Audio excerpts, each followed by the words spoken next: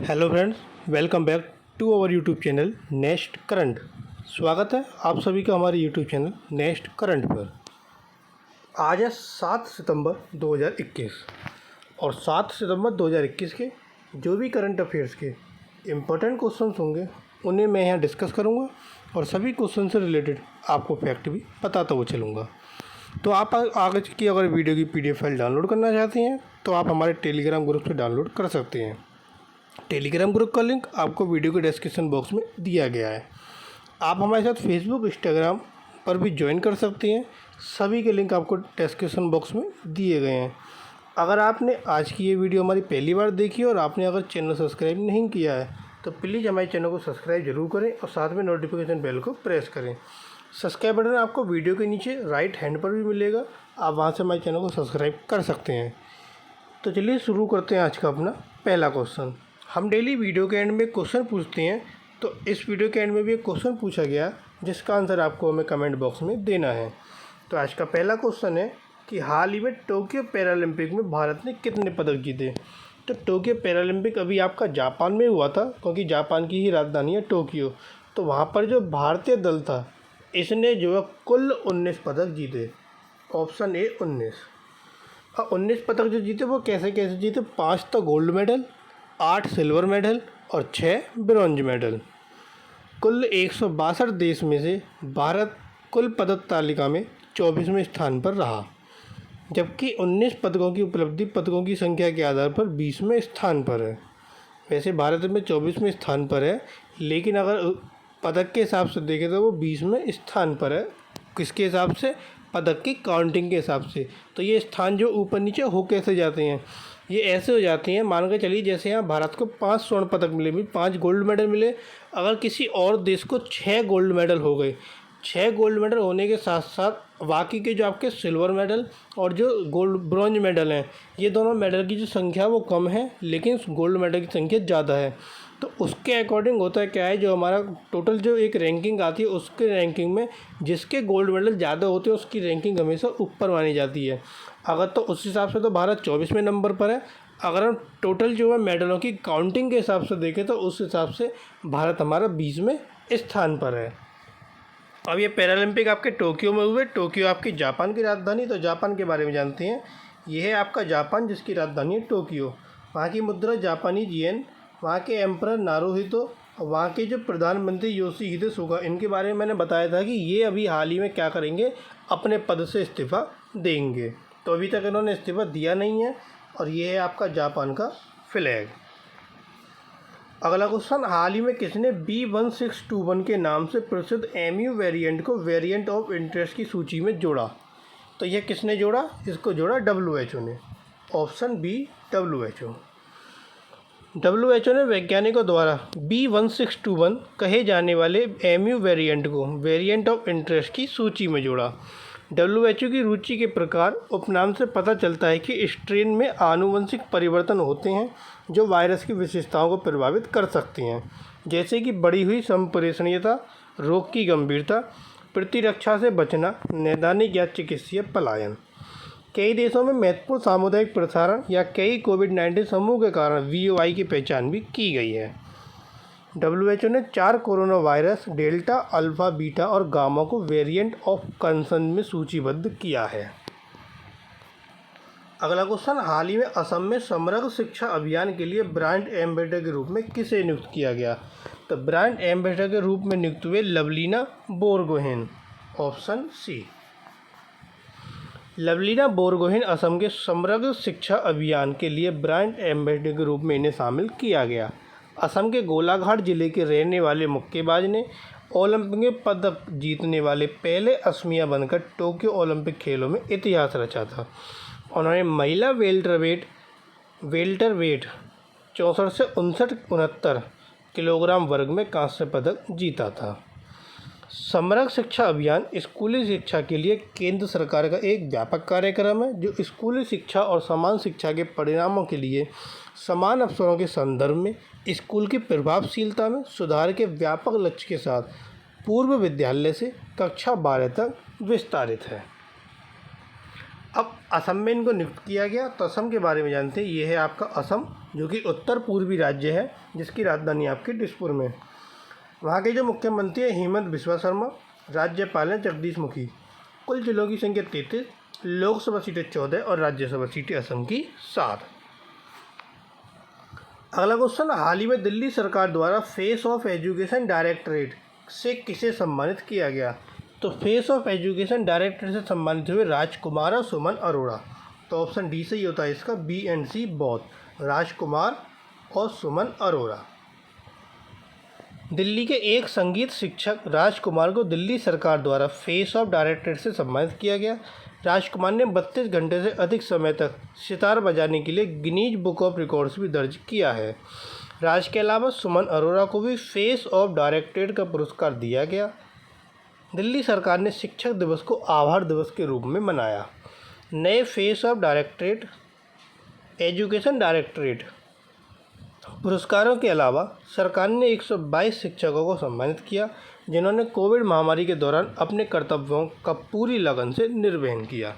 अब दिल्ली सरकार ने सम्मानित किया, तो आइए दिल्ली के बारे में जानते हैं। ये है आपका दिल्ली, जिसकी राजधानी नई दिल्ली।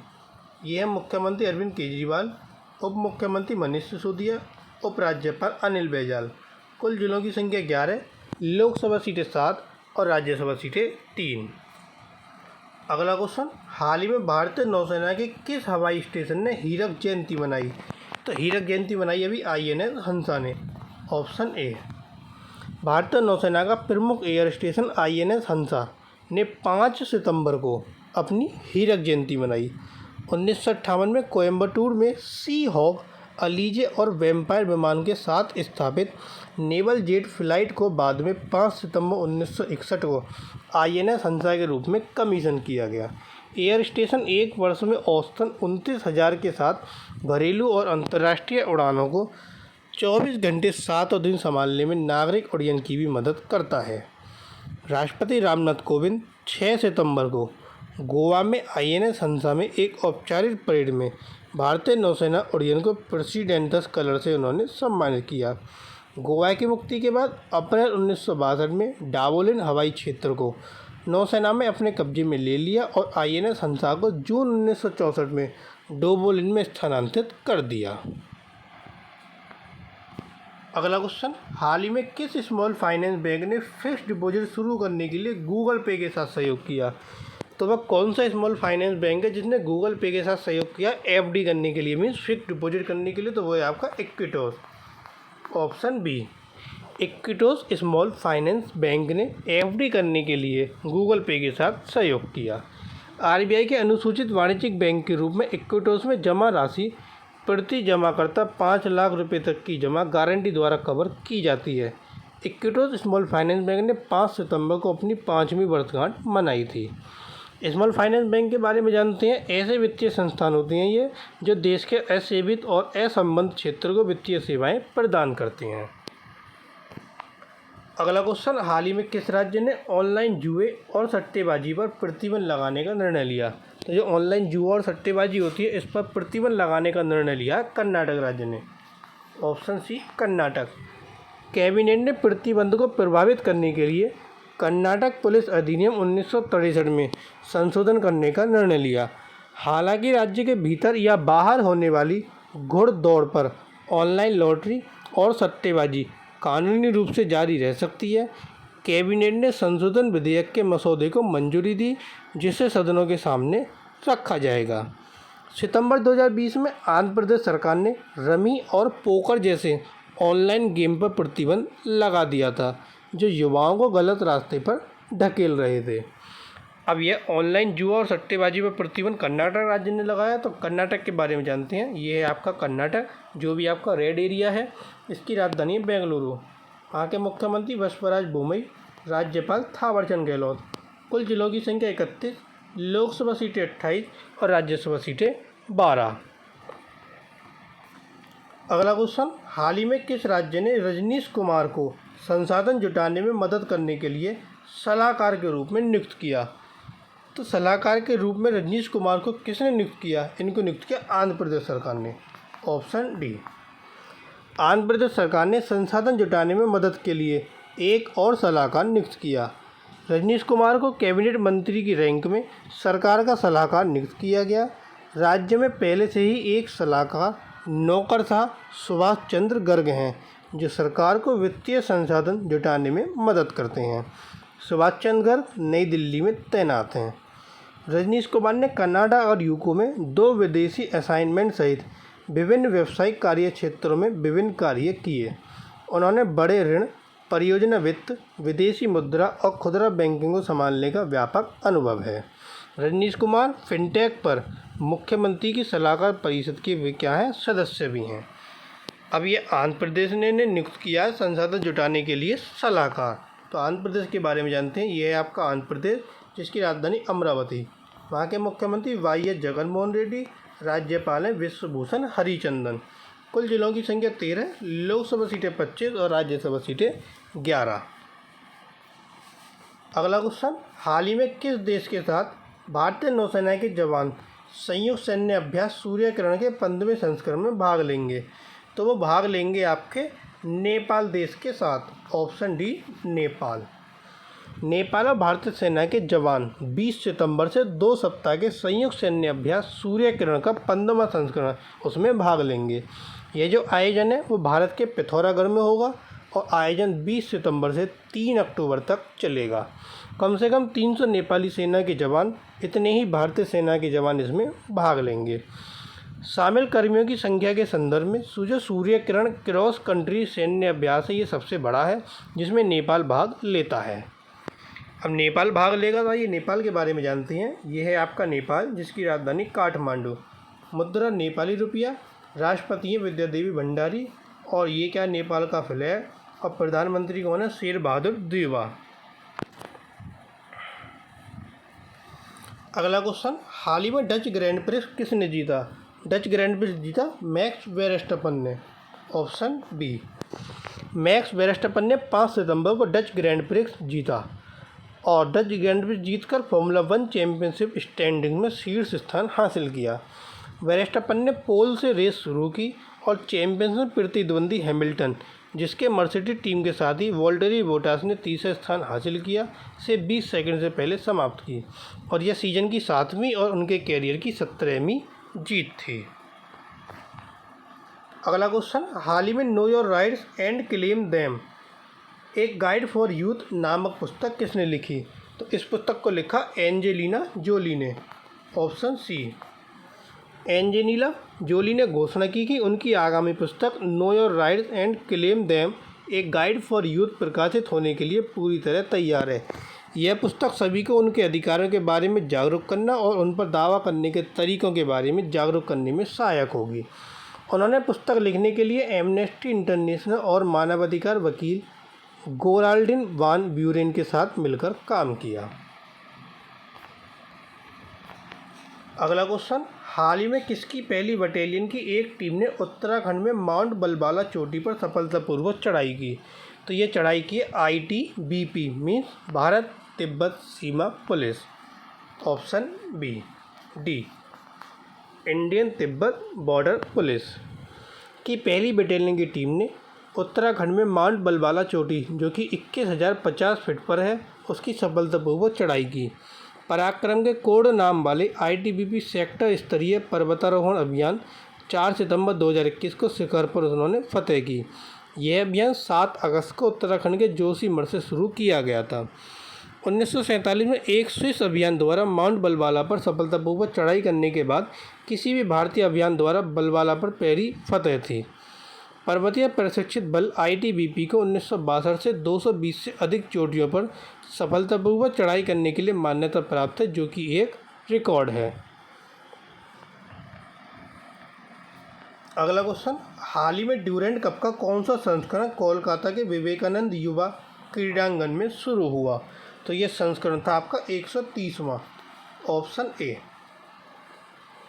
5 सितंबर से यह संस्करण शुरू हुआ। मोहम्मदन स्पोर्टिंग क्लब ने भारतीय वायुसेना की फुटबॉल टीम के खिलाफ जोरदार जीत के साथ टूर्नामेंट में अपने अभियान की शुरुआत की। एशिया के सबसे पुराने क्लब फुटबॉल टूर्नामेंट के इस संस्करण में 16 टीम खेल रही हैं। फाइनल मैच जो होगा वो 3 अक्टूबर को होगा। ड्यूरेंट फुटबॉल टूर्नामेंट या ड्यूरेंट कप भारत में एक फुटबॉल प्रतियोगिता है जो पहली बार 1888 में अन्ना डेल जो कि शिमला में है वहाँ पर आयोजित की गई। 1940 से यह जो टूर्नामेंट था वो नई दिल्ली में खेला जा रहा है और 2019 में यह टूर्नामेंट पहली बार कोलकाता में आयोजित हुआ जो कि इसका 129वां संस्करण था। और कोलकाता जो है 2025 तक इस टूर्नामेंट की क्या करेगा, मेज़बानी करेगा। अगला क्वेश्चन, हाल ही में राष्ट्रपति रामनाथ कोविंद ने कितने अद्वितीय शिक्षकों को राष्ट्रीय शिक्षक पुरस्कार 2021 से सम्मानित किया? तो कितने जो शिक्षक सम्मानित हुए? 44। Option B 44। 5 सितंबर को इन्हें सम्मानित किया गया। उन्हें स्कूली शिक्षा में सुधार और छात्रों के जीवन में समृद्ध बनाने के लिए शिक्षण के नवीन तरीकों के विकास सहित शिक्षा में उनके अनुकरणीय कार्य के लिए सम्मानित किया गया। ऑनलाइन समारोह में 44 पुरस्कार विजेताओं में से प्रत्येक पर एक डॉक्यूमेंट्री फिल्म भी दिखाई गई। शिक्षकों के लिए राष्ट्रीय पुरस्कार पहली बार 1958 में युवाओं के दिमाग के साथ साथ भविष्य को आकार देने में शिक्षकों की उत्कृष्टता और प्रतिबद्धता को पहचानने के लिए स्थापित किए गए थे। अगला क्वेश्चन, हाल ही में किसने इंजीनियरिंग और प्रौद्योगिकी में 17 सदस्यों को AICTE विश्वेश्वरीय सर्वश्रेष्ठ शिक्षक पुरस्कार से सम्मानित किया गया? तो यह सम्मानित जो है किसने किया? यह सम्मानित किया धर्मेंद्र प्रधान ने। ऑप्शन सी धर्मेंद्र प्रधान है, केंद्रीय शिक्षा मंत्री। 5 सितंबर को इन्होंने सम्मानित किया। 3 फैकल्टी सदस्यों को मैनेजमेंट एजुकेशन में AICTE डॉक्टर प्रीतम सिंह सर्वश्रेष्ठ शिक्षक पुरस्कार से सम्मानित किया गया। मंत्री ने संस्थानों को छात्र विश्वकर्मा पुरस्कार के साथ साथ स्मार्ट कैंपस पुरस्कार 2020 भी दिए।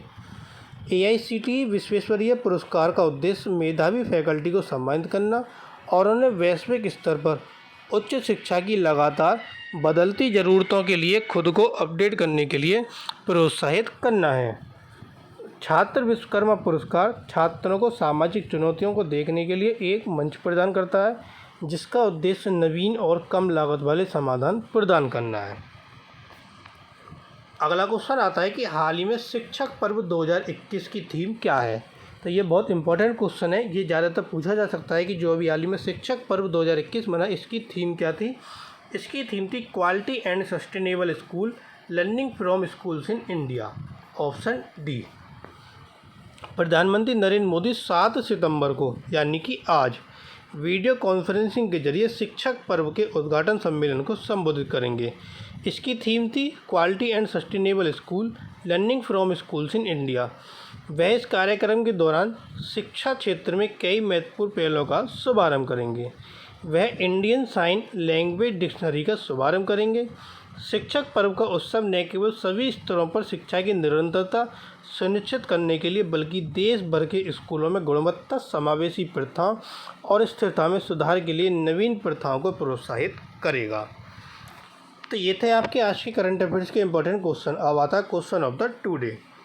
हाल ही में सुप्रीम कोर्ट द्वारा गठित ई-कोड प्रोजेक्ट की अध्यक्षता किसके द्वारा की जाएगी?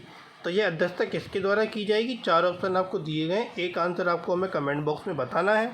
और जो हमने कल क्वेश्चन पूछा था कि हाल ही में किस राज्य ने आकस्मिक फसल योजना की निगरानी के लिए तकनीकी समिति बनाने का निर्णय लिया? तो यह निर्णय किस राज्य ने लिया? ये लिया उड़ीसा राज्य ने। Option D. तो ये थे आपके आज के करंट अफेयर्स के इंपॉर्टेंट क्वेश्चन।